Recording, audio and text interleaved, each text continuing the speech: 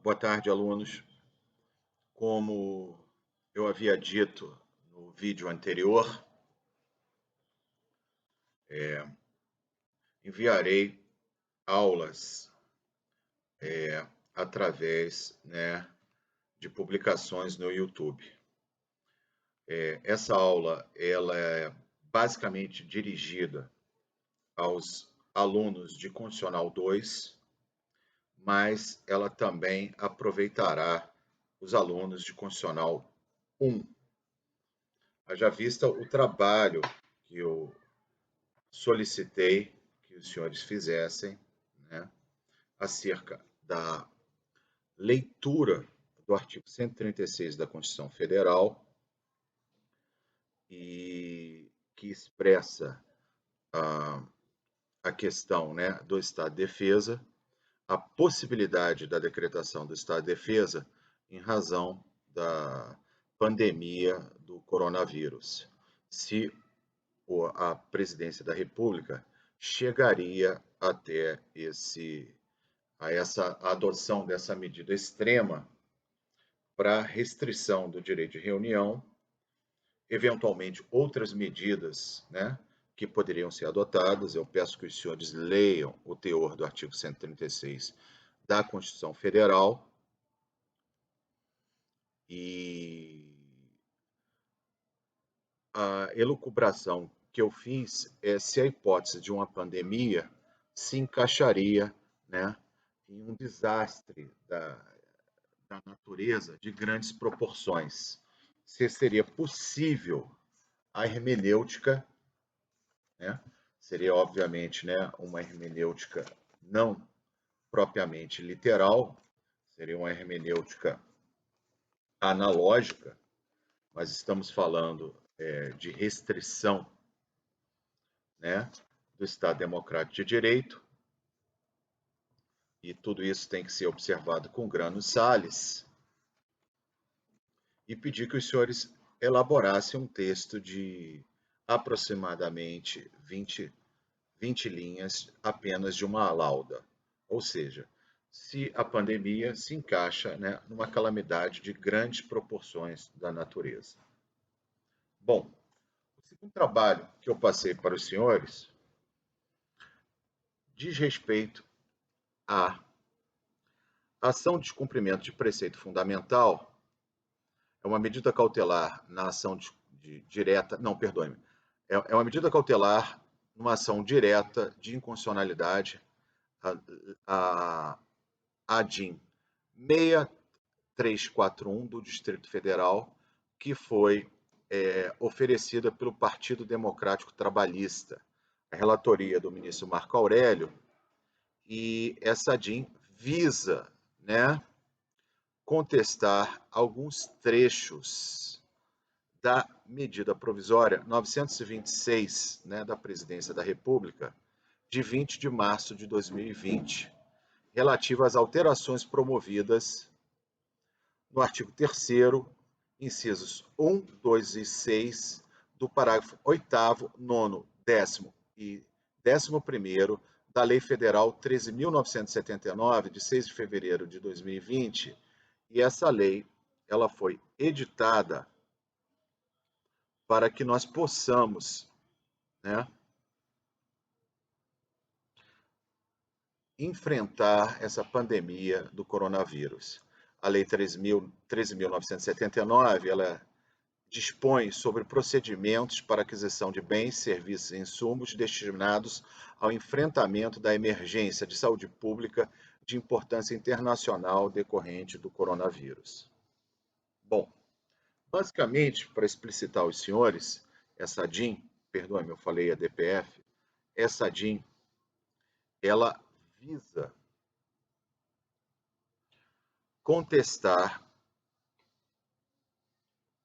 no âmbito, no bojo, dessa medida provisória editada pela Presidência da República, a conspurcação, da competência concorrente, tanto dos estados, Distrito Federal e municípios, junto com a União, no âmbito da política sanitária, tomarem medidas, restritivas ao combate à pandemia do coronavírus.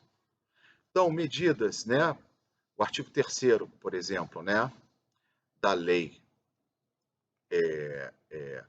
13.979, fala o seguinte: para enfrentamento da emergência de saúde pública de importância internacional decorrente do coronavírus, as autoridades poderão adotar, no âmbito de suas competências, dentre outras, as seguintes medidas: isolamento, quarentena, restrição excepcional e temporária, conforme recomendação técnica e fundamentada, né, na Agência Nacional de Vigilância Sanitária, Anvisa, né, por rodovias, portos e aeroportos de entrada e saídas do país, locomoção interestadual e intermunicipal. Bom, o que aconteceu?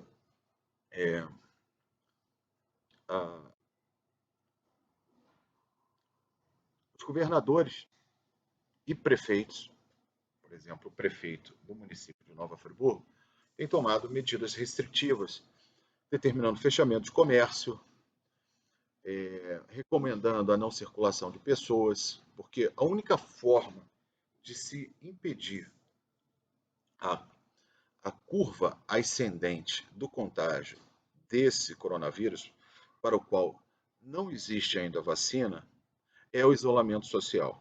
É isso que a OMS tem, embora não recomendado de forma contundente, porque a OMS é uma organização internacional, cabe ao Estado fazê-lo e não a um organismo internacional, tem recomendado que as pessoas infectadas fiquem em casa e como pessoas que não apresentam sintomas, né, estão no estágio assintomático, também transmitem o vírus, a recomendação é de que se evite, né, o contato social.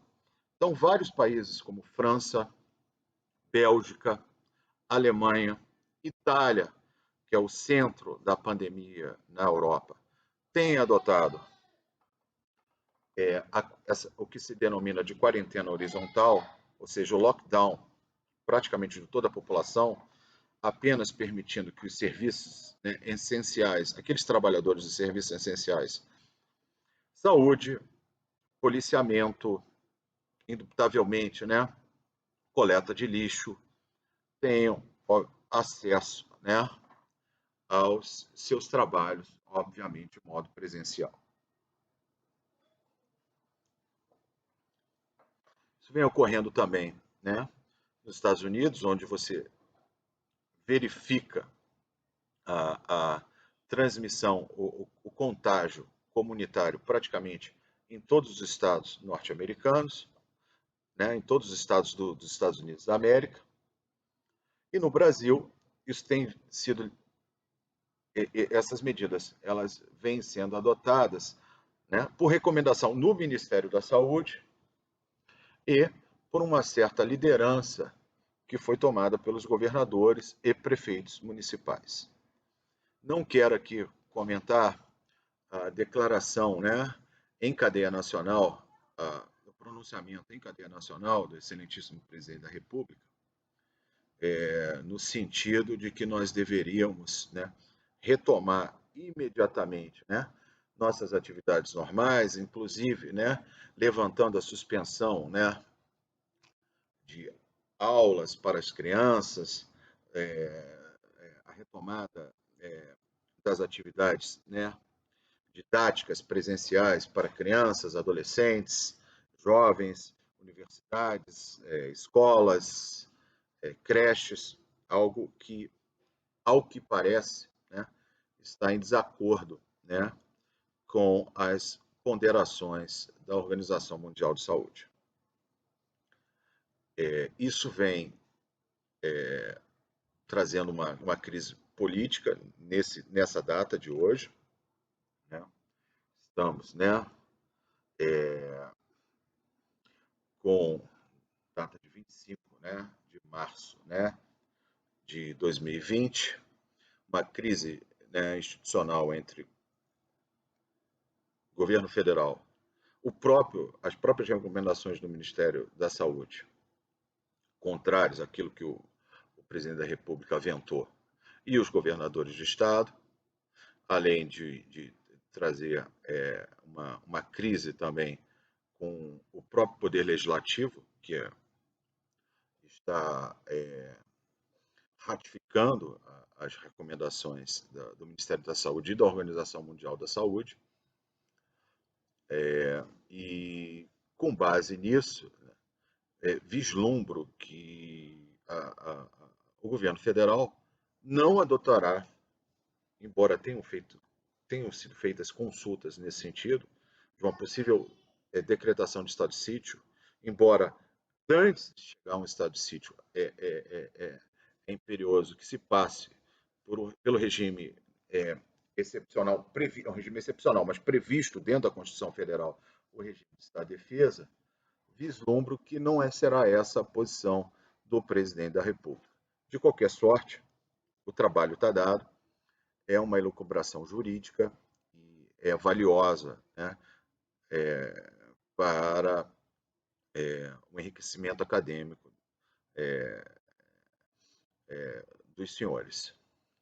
Bom, para eu falar sobre essa DIN que eu citei, a DIN proposta pelo Partido Democrático Trabalhista, e ressaltar que o ministro Marco Aurélio deferiu, né, uma liminar, né, acauteladora,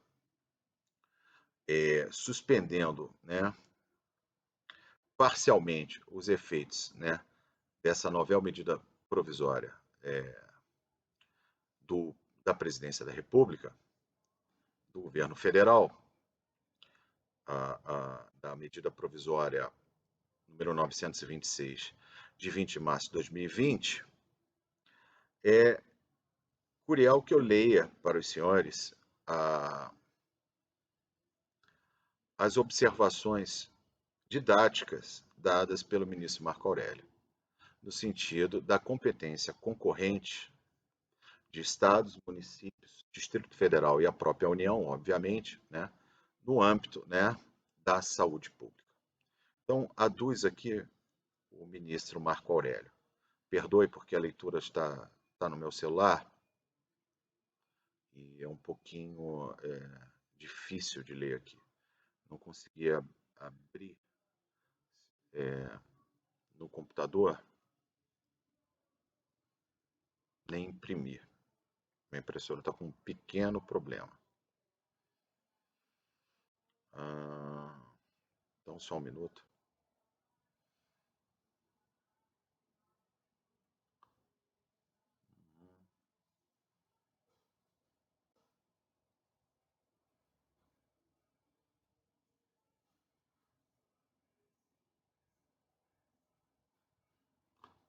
Vê-se que a medida provisória, ante ao quadro revelador de urgência e necessidade de disciplina, foi editado com a finalidade de mitigar-se a crise internacional que chegou ao Brasil, muito embora no território brasileiro ainda esteja, segundo alguns técnicos, embrionária a pandemia, né? Há de ter-se, né, a visão voltada ao coletivo, ou seja, à saúde pública, mostrando-se interessados todos os cidadãos. O artigo 3º remete às atribuições das autoridades quanto às medidas a serem implementadas. Aquelas medidas de isolamento, quarentena, medidas restritivas até ao próprio direito ambulatorial. As providências não afastam atos a serem praticados por estados e Distrito Federal e município, considerada a competência, né, concorrente na forma do artigo 23 do inciso 2º da Lei Maior. O que diz o artigo 23? O artigo 23 diz o seguinte, da Constituição Federal. Vou ler textualmente para os senhores.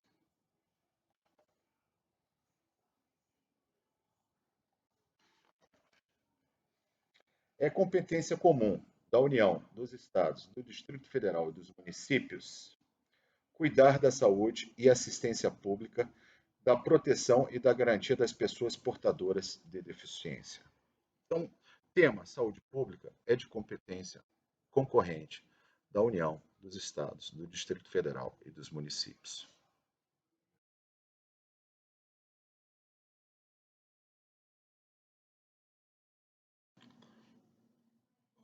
Já boa noite, continuando a aula.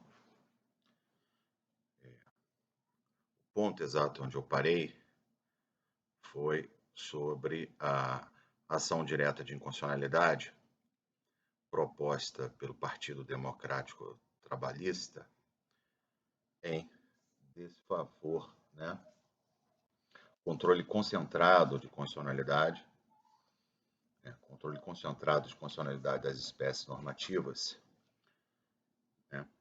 em razão da medida provisória número 926, de 20 de março de 2020. Essa medida provisória, ela suspendia dispositivos do artigo 3º da lei da lei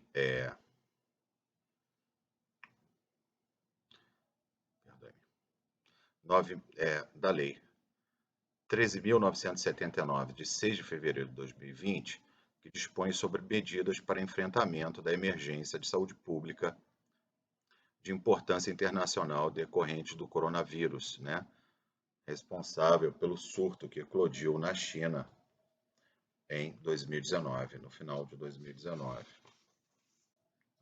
província de Hubei, na China. Bom, basicamente, essa medida provisória visa restringir a competência concorrente dos governadores e prefeitos de decretarem medidas restritivas em razão de uma emergência sanitária e epidemiológica. Então, medidas de restrição ao direito de reunião em razão de uma emergência sanitária. É óbvio que não só, o governo federal decretou estado de calamidade pública, como também, os respectivos estados estão decretando estado de calamidade pública e também os municípios. Isso indubitavelmente é importante para a questão, de uma eventual inobservância, do regime fiscal, do regime de responsabilidade fiscal. Por quê? Porque permite ao Estado, ao ente Estado abstrato, dispensar licitações em situações emergenciais para compra de equipamentos médicos, a não cumprir as metas, impostas, no novel regime fiscal que foi trazido pela introdução da emenda constitucional número 95, e também adotar todas as medidas, entre as quais as medidas restritivas, que são muito importantes, porque esse vírus tem um contágio,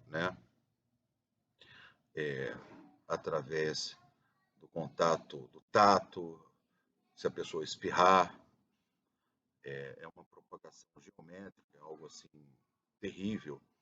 E nós temos medidas de isolamento, quarentena, restrição excepcional e temporária, conforme a recomendação técnica da Anvisa, de utilização de rodovias, portos e aeroportos, a entrada e a saída do país, a locomoção interestadual e intermunicipal. Bom, está um pouco apagado aqui, mas o ministro Marco Aurélio, que é o relator dessa ADPF,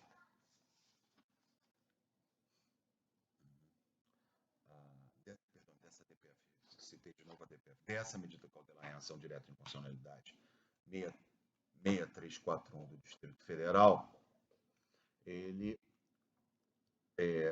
acautelou a competência concorrente dos entes federativos. Ou seja, o governo federal queria verticalizar essa situação, mas a competência é concorrente de acordo, com o que estabelece o artigo 23, inciso 2º da Constituição Federal. Citei para os senhores, quando tratei de federação, de competências concorrentes e competências privativas. inclusive quando tratei da questão da competência legislativa. Então, nós temos o modelo vertical e o modelo horizontal. Nós adotamos esses dois modelos, ou seja, competências exclusivas, né, de determinados entes federativos, propriamente a federação, e competências que são concorrentes. Saúde pública é uma questão de competência concorrente. Isso tudo vem na esteira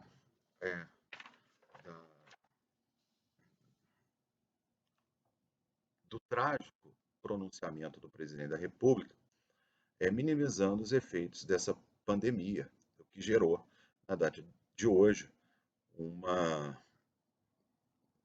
de forma inconteste, uma crise institucional, uma crise política entre o presidente da República e governadores. E agora as coisas se aceleram, eventualmente, entre governadores e prefeitos. O prefeito da cidade do Rio de Janeiro, seguindo a determinação, né, do presidente da República, que não é a determinação do seu ministro da Saúde, que não é aquilo que o vice-presidente Mourão falou, que é para seguir o isolamento social de acordo com a recomendação da Organização Mundial da Saúde, o prefeito deseja reabrir o comércio da cidade do Rio de Janeiro, onde já há transmissão comunitária. Bom, então é para os senhores fazerem esse trabalho, essa análise, uma lauda, 25 linhas, e daí eu sigo na esteira. Essa aula é basicamente para Constitucional 2, mas vai servir também para os alunos de Constitucional 1.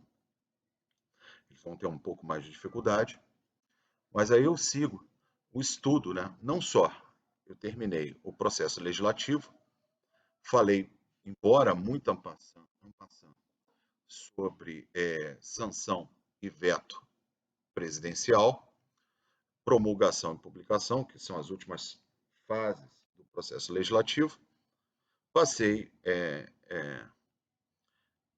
em ato contínuo a aduzir sobre determinadas espécies legislativas, que são as mais comuns previstas no artigo 59 da Constituição Federal, que é a lei complementar, que exige para sua aprovação quórum de maioria absoluta, e lei ordinária, que exige para sua aprovação apenas o quórum de maioria simples. Já citei ao longo dessas aulas o quórum de aprovação e tratei, embora de forma perfunctória, dessas espécies legislativas.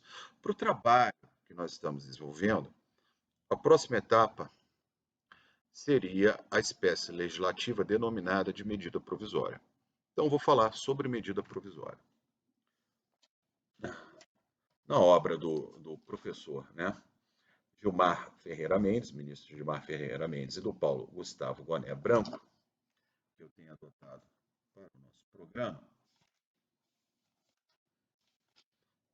eu posso definir, né, a medida provisória como sendo, né, uma norma primária sobre uma condição resolutiva.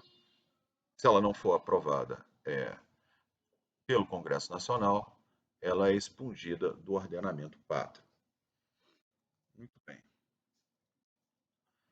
Aduz o professor Paulo Goné. A medida provisória produz, ao ser editada, os efeitos básicos de uma espécie legislativa. Ela inova a ordem jurídica imediatamente e ela provoca o Congresso Nacional a deliberar sobre o assunto, sobre o tema nela veiculado. Então, a medida provisória, ela é um ato normativo primário, como eu aduzi, sob uma condição resolutiva, de caráter excepcional ao quadro de separação de poderes. A quem compete a função legislativa? Ao Congresso Nacional, não à Presidência da República. Mas, quando atendidos alguns pressupostos, urgência e relevância, pode o Presidente da República editar atos, né, normativos primários sob essa condição resolutiva. Indubitavelmente, urgência e relevância são pressupostos que devem ser observados no juízo, né, de discricionariedade política do presidente da República, mas eles serão também observados pelo Congresso Nacional, porque o que faz a medida provisória, ela passa a instar o Congresso Nacional a apreciá-la e, indubitavelmente, né, como a lei não exclui da apreciação do Poder Judiciário lesão ou ameaça de lesão ao direito, o Poder Judiciário também poderá se miscuir, né, sobre uma eventual constitucionalidade ou inconstitucionalidade de uma medida provisória e, inclusive, aferir a existência ou não desses pressupostos de urgência e relevância da matéria. Bom, aduz aqui, professor Paulo Goné, melhor trazer o livro para cá. Esses dois pressupostos, como eu aduzi, são submetidos à apreciação política do presidente da República, que goza de larga margem de apreciação sobre a sua ocorrência. O juízo da presidência da República, porém, está sujeito ao escrutínio do Congresso Nacional, que deve rejeitar a medida provisória se vier a entendê-la irrelevante ou não urgente. No caso dessa medida provisória atacada, né, pela ação direta de inconstitucionalidade, proposta pelo Partido Democrático Trabalhista, essa medida provisória de número 926, o próprio ministro Marco Aurélio reconheceu a urgência e a relevância. O que ele fez foi acautelar o pleito no controle concentrado de constitucionalidade para reiterar a competência concorrente dos estados, dos municípios e do Distrito Federal, juntamente com a União, para a adoção de medidas de política sanitária, normalmente numa hipótese de calamidade pública provocada por não por uma questão meramente epidemiológica, de uma epidemia, mas de uma pandemia. O que é uma pandemia? Aquilo que atinge a todos os continentes. Sobre o histórico da medida provisória, é importante que se diga que o Constituinte de 88 ele introduziu essa espécie normativa, que é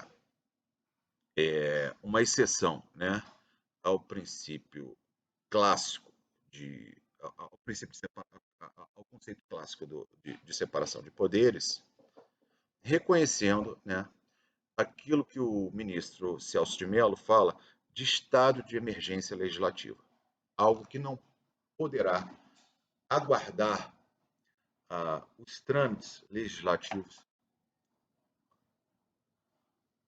normais, ou seja, projeto de lei que na sua discussão passe por comissões temáticas, que tenha um processo de tramitação mais lento. Então, você tem um estado de emergência legislativa. Ele é aurido, então, do direito italiano, há uma figura similar, com base nessa questão de direito comparado, e se assemelha em muito ao antigo decreto-lei, que foi introduzido no nosso ordenamento pátrio quando da égide da Constituição de 37, Constituição do Estado Novo, que foi outorgada pelo então presidente Getúlio Vargas, a ditadura do Estado Novo. Na Constituição de 46, que foi um processo de redemocratização, não previu a figura do decreto-lei, e, sob a égide da Constituição de 67, emenda constitucional 69, também num período de exceção, voltou a essa possibilidade, né, de utilização de emergência legislativa pela chefia do Poder Executivo, só que com um viés muito mais autoritário. Se a medida legislativa emergencial não fosse apreciada pelo Congresso, o decreto-lei não fosse apreciado pelo Congresso, ele era aprovado por decurso de prazo.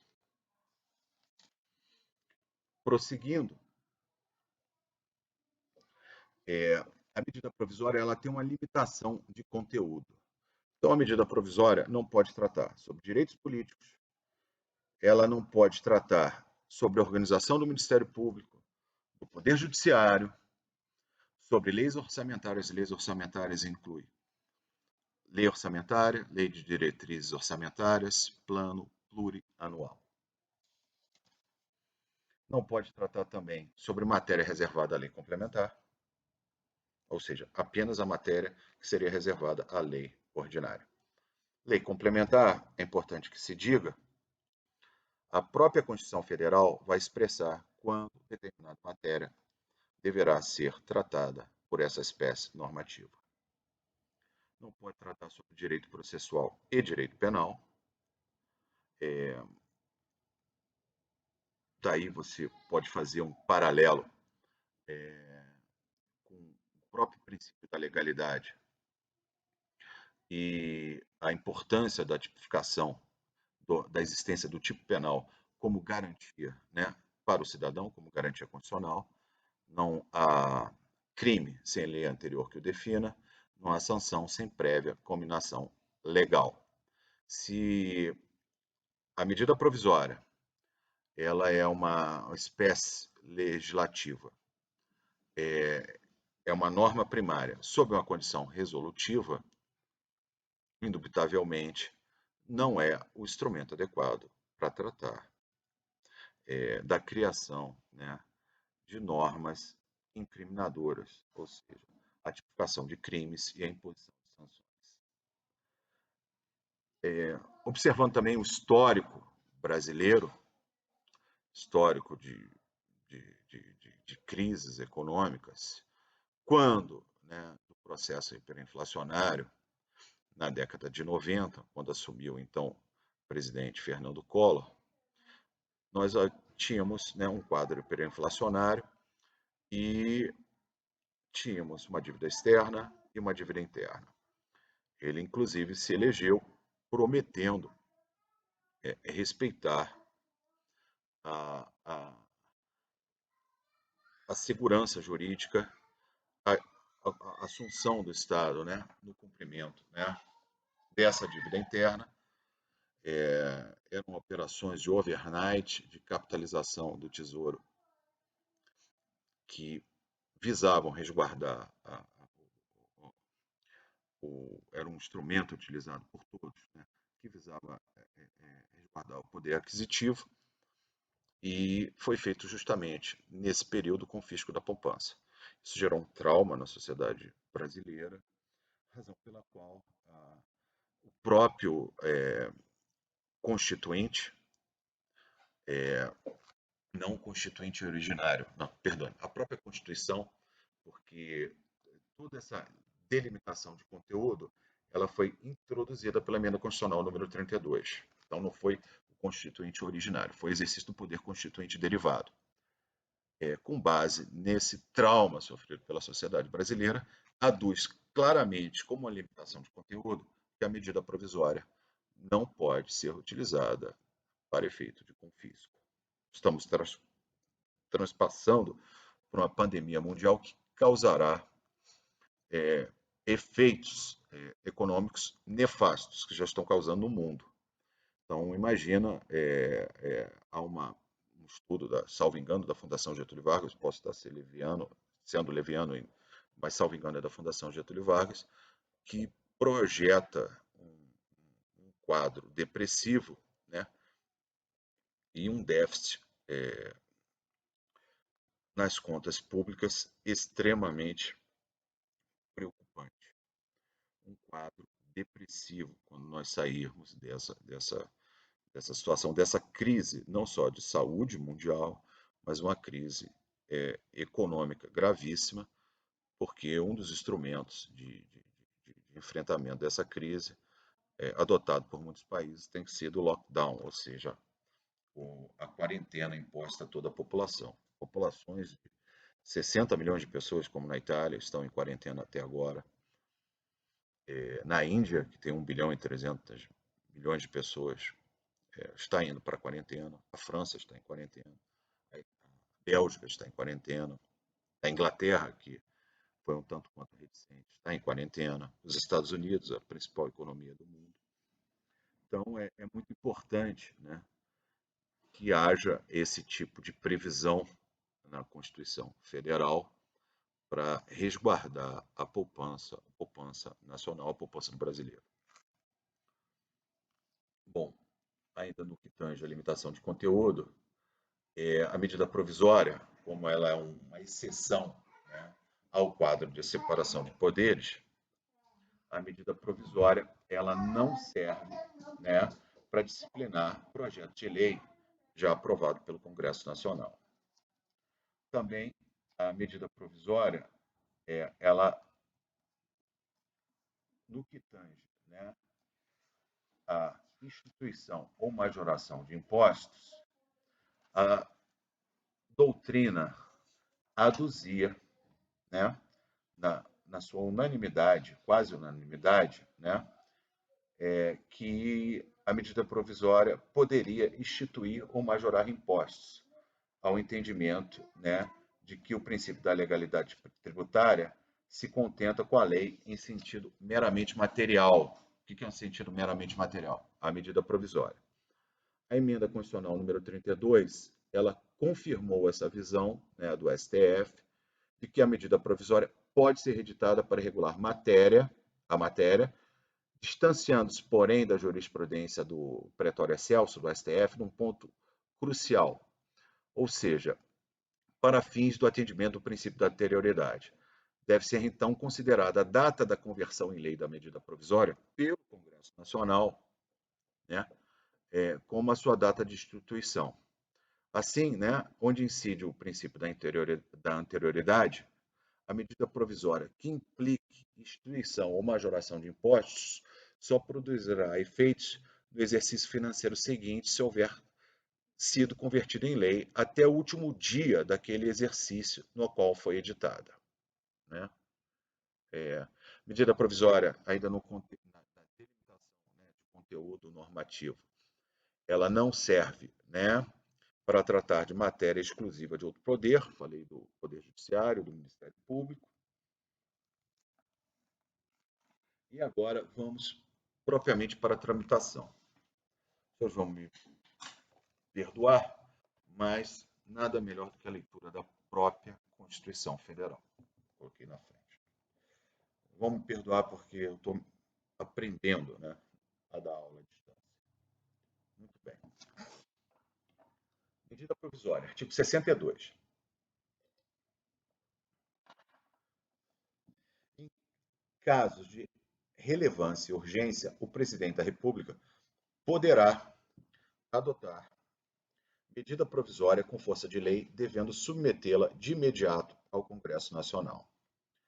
É vedada a edição de medidas provisórias sobre matéria, aí eu já listei aqui, é o inciso 1º, que fala sobre nacionalidade, cidadania, direitos políticos, partidos políticos e direito eleitoral, direito processual, direito penal, processual penal e processual civil, organização do Poder Judiciário e do Ministério Público, a carreira e a garantia dos seus membros, planos plurianuais, diretrizes orçamentárias, orçamento e créditos adicionais e suplementares, ressalvado o previsto no artigo 167, parágrafo 3º, que visa a detenção ou sequestro de bens de poupança popular ou qualquer outro ativo financeiro, reservada à lei complementar, já disciplinada em projeto de lei aprovada pelo Congresso Nacional e pendente de sanção ou veto do Presidente da República.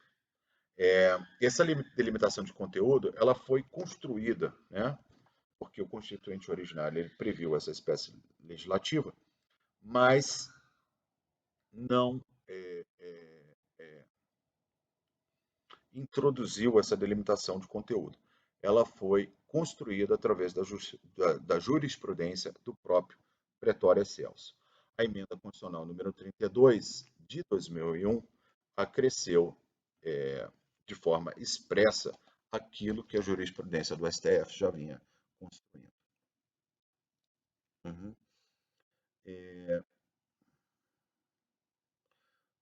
É interessante falar que a medida provisória que implique instituição ou majoração de impostos, exceto os previstos no artigo 153, incisos 1, 2, 4, 5 e 154, inciso 2, só produzirá efeitos no exercício financeiro seguinte, se houver sido convertida em lei até o último dia daquele em que foi editada. Quanto ao princípio da anterioridade, os senhores não deram ainda direito tributário, mas alguns impostos que têm uma natureza extrafiscal, como impostos sobre importação, exportação, IPI sobre produtos industrializados, IOF e impostos extraordinários, esses impostos não estariam submetidos, né, a esse princípio da anterioridade fiscal.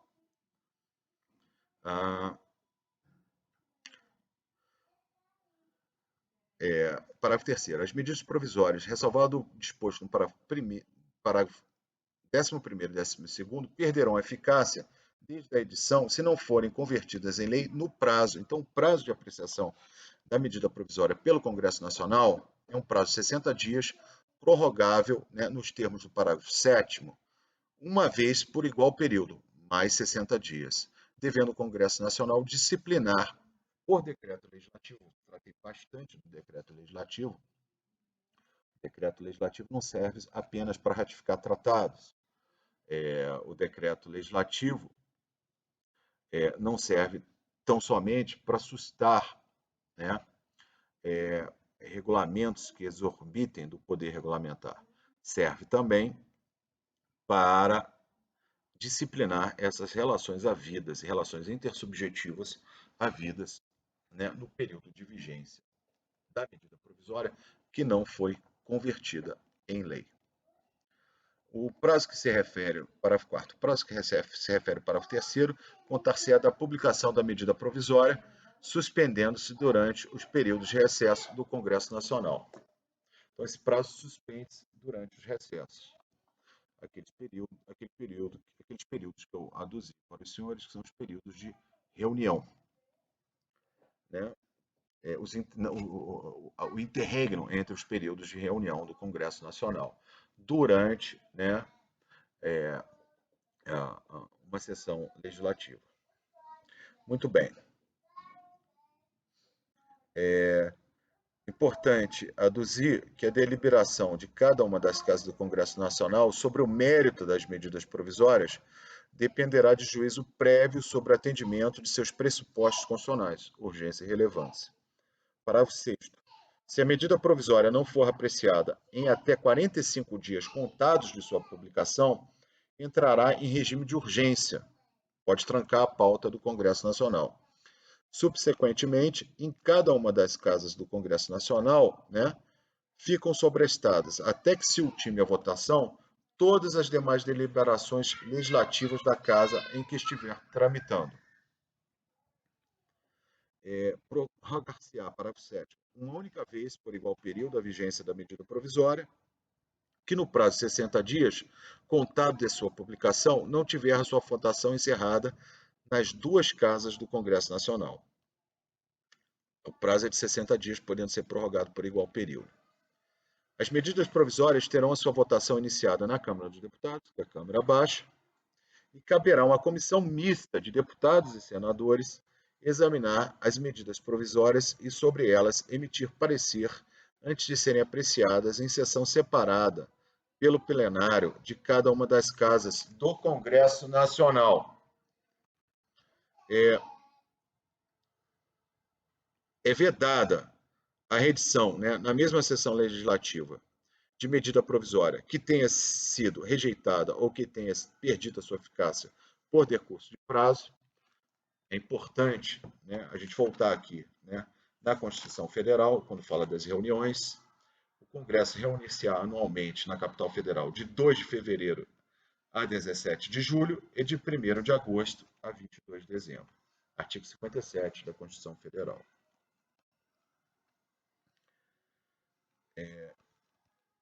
Não editado sobre o decreto legislativo, quando a medida provisória não é aprovada, né, a que se refere o parágrafo 3º, até 60 dias após a rejeição ou perda de eficácia da medida provisória, ela não é apreciada, ela caduca.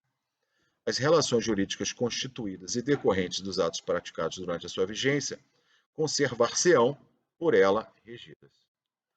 É como se houvesse uma ultratividade da medida provisória.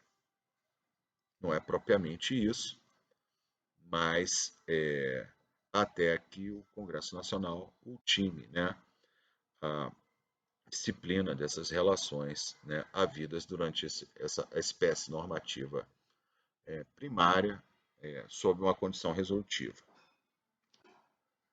Muito bem.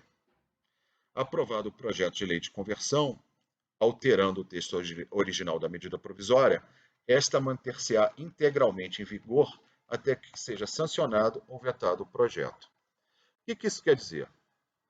É que, no bojo da edição de uma medida provisória, quando da apreciação do Congresso Nacional, nós poderemos vislumbrar uma emenda ao teor da medida provisória, um acréscimo ao seu texto, e, nesse caso, como a medida provisória foi editada pelo Presidente da República, a medida provisória irá se assemelhar a um projeto de lei, e com essas alterações irão à sanção ou veto presidencial, de acordo com o que estabelece o processo legislativo.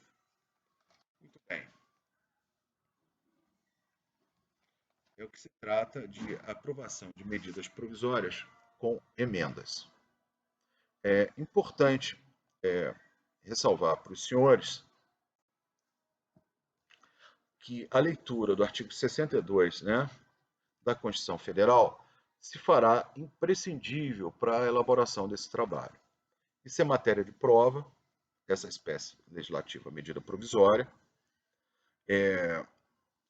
Diante, né, de todo esse contexto da suspensão das aulas presenciais e da dificuldade que estamos todos aqui confinados, eu estou com um filho pequeno que está com a televisão alta, as pessoas, né, têm que, obviamente, viver, fica muito difícil a minha concentração, e eu fiz uma aula mais curta, mais, né, uma coisa, não vou dizer que foi um fast food, mas com isso eu acredito que os senhores, né, terão um conteúdo programático, mas eu rogo aos senhores e às senhoras, senhores e senhoras, para não ser misógino, que tenham a responsabilidade, é um curso superior, e busquem, né, a complementação desse curso, não só assistindo esse vídeo, que eu vos enviarei, mas também fazendo os trabalhos acadêmicos solicitados. Termino para apenas complementar que é a importância do estudo do direito constitucional e do estudo da Constituição Federal em momentos como esse, de crise, para até que os senhores não só é um aprendizado acadêmico de algo que os senhores vão ter que ter como base, né, até para o estudo e o entendimento de todo o ordenamento pátrio, mas também para a compreensão do que vem ocorrendo, né, odiernamente, do dia a dia, como se processa, né, essa relação, às vezes, não tão harmônica entre os poderes. É importante isso, não só sob o ponto de vista acadêmico, como do ponto de vista de compreensão, de formação, né, do cidadão, né, de uma participação ativa do cidadão na vida política e a possibilidade do cidadão fazer um juízo crítico. Eu acho que o que falta à nossa sociedade é juízo crítico, muito juízo crítico. Não queria adentrar em questões políticas, não é até pela minha função jurisdicional, odiernamente a função jurisdicional de juiz eleitoral, mas não posso deixar de trazer as minhas preocupações, que no momento de crise na saúde pública mundial, crise econômica, indubitavelmente, os efeitos deletérios, né, desse shutdown que o mundo vem passando, de uma crise, não quero dizer semelhante à crise de 29, mas é um verdadeiro crash que vai demandar, principalmente da equipe econômica, uma visão da sua política neoliberal, assentada nos espólios do professor Milton Friedman, da Escola de Chicago, e uma adoção de medidas anticíclicas, que são aquelas medidas preconizadas pelo grande economista John Maynard Keynes, que foram utilizadas, falei isso para os senhores em outras aulas, né, no New Deal do presidente democrata Franklin Delano Roosevelt durante a crise dos anos 30 nos Estados Unidos. Bom, agradeço a atenção dos senhores, espero que eu tenha contribuído, estou aprendendo a lidar com essas ferramentas, que são muito boas, essas ferramentas tecnológicas, sou dos anos 70, e espero que todos façam o trabalho. Uma boa noite.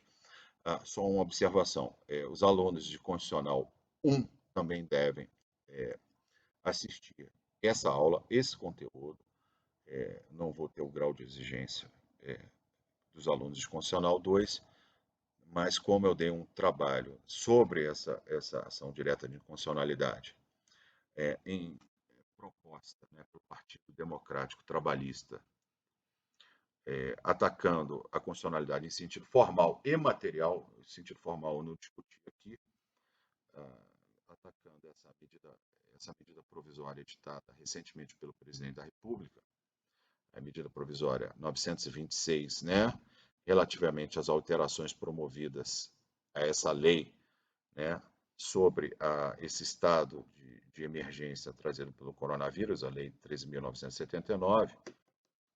Peço também que assistam essa aula para que tenham subsídios para fazer esse trabalho. E estarei vinculando uma outra aula. Eu estava tratando para os alunos de Constitucional 1 sobre poder, agora estou me dirigindo aos alunos de Constitucional 1, sobre poder constituinte. Falei sobre a natureza jurídica do poder constituinte, falei sobre a forma e o procedimento do poder constituinte, falei sobre a questão atinente à existência ou não de limites ao exercício desse poder, e falei sobre a titularidade do poder constituinte.